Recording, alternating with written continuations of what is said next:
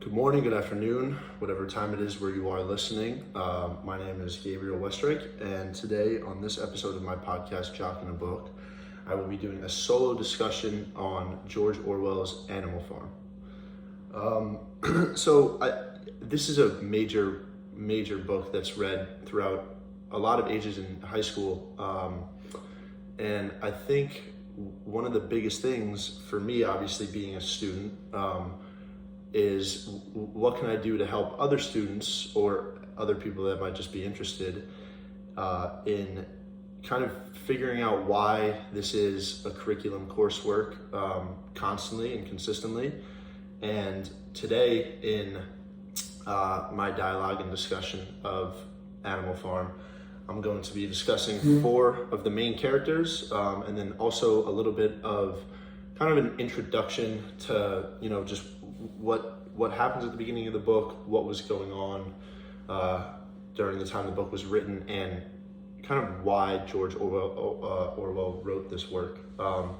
So Orwell wrote this in February 1944. It was published in 1945, but he wrote this novel after the Spanish Civil War, and Orwell was actually in the Spanish Civil War. He was in a Trotskyist group, and that was part of the reason that sparked his inspiration for writing this work.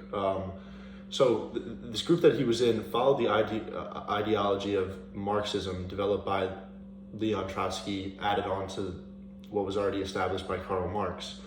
And he criticizes the bureaucracy and anti-democratic current that developed in the Soviet Union under Stalin.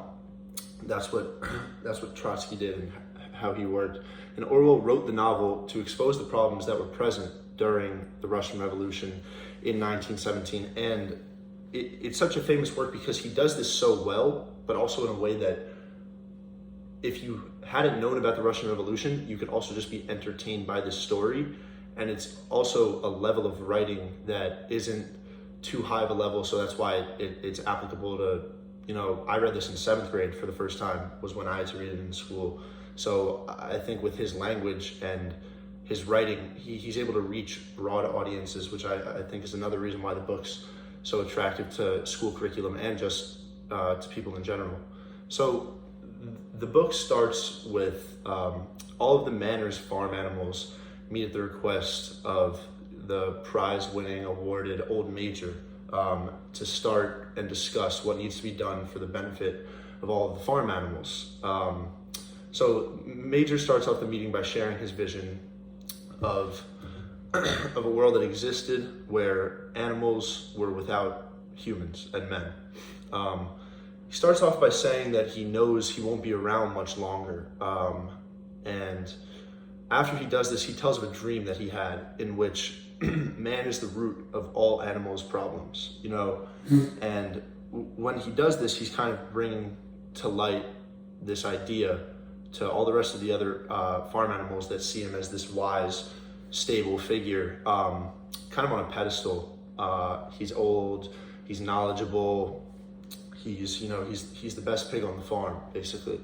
And so after he says this, he wants to incite, and he does incite and spark a rebellion for the rest of his farm animals. He says that all animals should fight for a rebellion against man, and that everybody must tell future generations about their hope for this freedom. And what's interesting is that there wasn't anything that particularly happened for this to have started. Obviously, if there was, we would have been introduced to that as the reader. But that's the other thing, is that he kind of brings this to light almost out of nowhere. And obviously we don't know the history and the past of the animal farm because we're not really given that information as the reader. But basically we can tell that this kind of comes from nowhere, and it's just this spark for the massive farm and all the animals on it. So finally, the animals rally together after this discussion, and they sing a song that praises of the world without man. The animals sing it 3 times before going to bed, and it's called Beasts of England, and it's all about how animals need freedom from man and how man is bad. So Major dies shortly thereafter, and all of the animals start to secretly plan for rebellion against the owner of the farm, Jones, and the farmhands. The rebellion starts after an incident where the farmhands neglected and starved the animals for 2 days. The cows kick down the barn door, and every animal starts to go crazy. When Jones tries to whip the animals, they chase every human off the farm, therefore igniting the rebellion, and now the farm is controlled and operated by the animals, hence the name Animal Farm.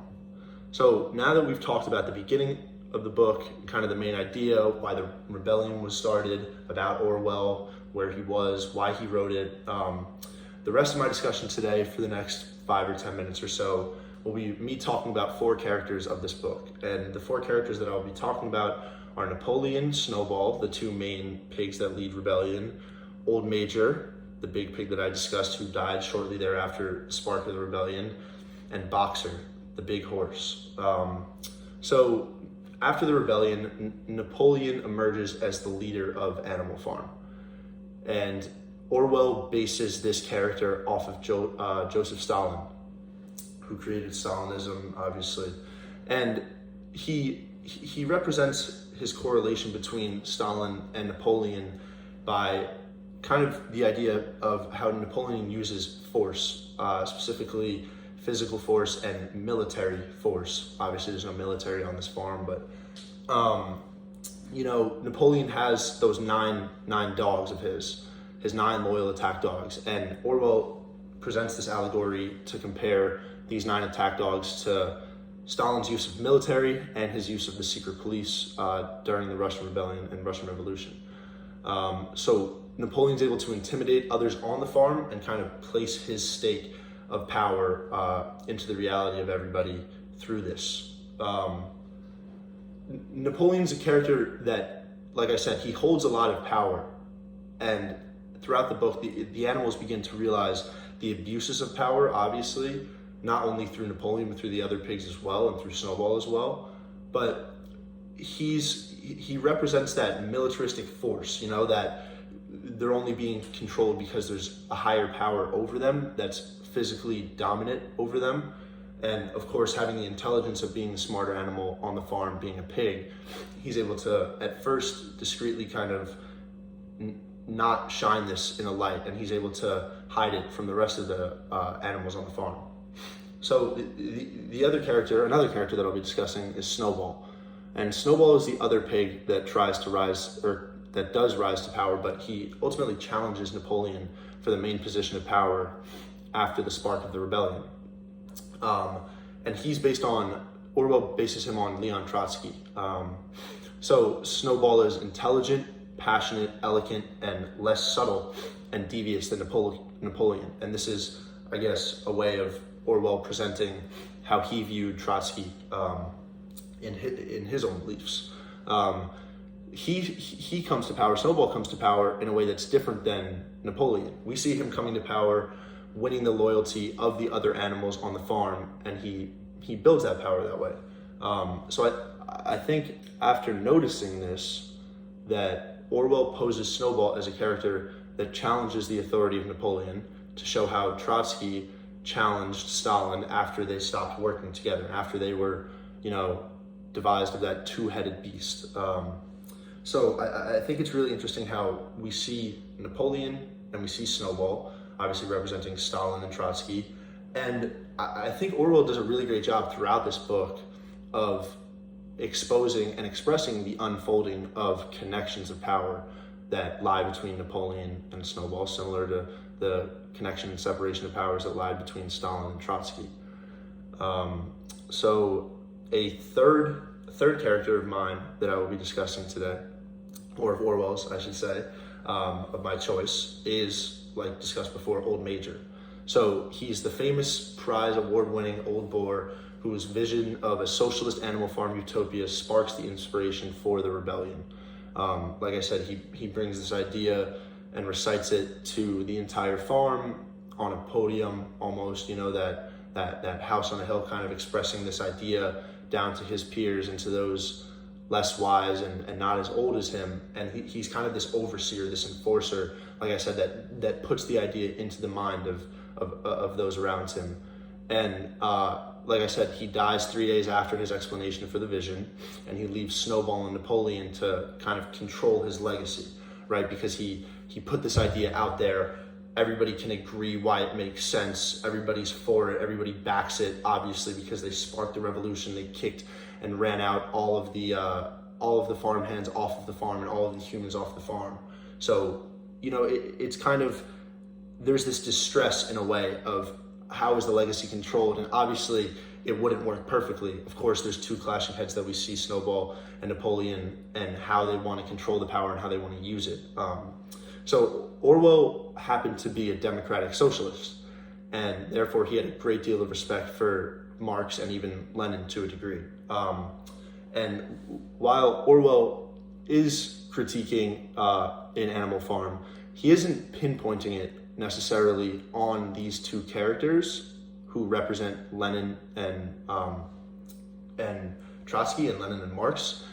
Rather, he's critiquing the alterations that came by later leaders of their ideology.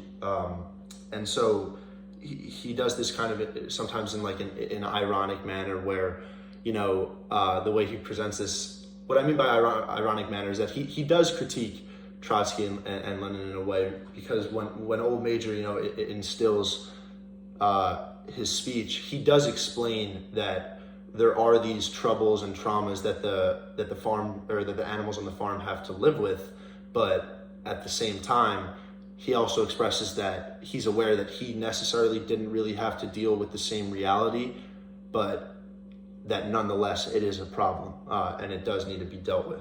So, he's kind of showing and expressing all these bad things that come from these problems, but at the same time, he never really had to deal with them himself. So those are the first three characters I want to talk about, and the last character that I want to talk about in the book happens to be Boxer, the massive cart horse. So Boxer, the massive cart horse, whose tremendous strength, dedication, and loyalty, they're shown to play this, key role in the early growth of Animal Farm and its rebellion. And later in the completion of the windmill, we see him again being a key role. So he shows these devotions to the ideals of Animal Farm, but doesn't necessarily present any independent thinking for himself. He doesn't really challenge or question the orders that he's given too much to a degree. And instead, his two mottos are, I will work harder, and Napoleon is always right. So he's consistently repeating these throughout the story. He's consistently pushing himself and working hard throughout the story. And he's being treated poorly, getting, laboriously beaten up physically. And he's dealing with all these hardships, but he doesn't really have the sense and understanding to become aware that it's a problem, let alone a problem that he can take action upon solving. So what I think this happens to be my favorite character, and I think Orwell does a perfect job of representing the working class of the Russian Revolution in this character of Boxer, because the working class is a masses in general, right? And while Boxer's only an individual, that's what he represents. I think part of why he represents that, there's that brute force, this massive size, this I will always work harder, everything that the higher up above says is right. And this was the attitude for a time being of the people that made up the Soviet Union and of the people that were composed during the building of the Russian Revolution. And I think that, eventually there comes to realization that there's some problems, but I think that the best thing that Orwell does is fix this idea in the reader's mind that nothing's really possible without the working class. And that was such a huge part of socialism, was this idea of buying in, right? Like everybody has to be all for it. That goes back to Old Major talking about how future generations have to be bought in, how the current generation has to be bought in, obviously. And I think for that, Orwell does a perfect job with his display of character through Boxer. So those were the four characters that I wanted to discuss. This was a quick 15-minute introduction and kind of coverage of Orwell, Animal Farm, and those four characters, my selection: Napoleon, Snowball, Old Major, and Boxer. I appreciate anybody that listens and watches, and I hope all of you tune in for a next and further episode.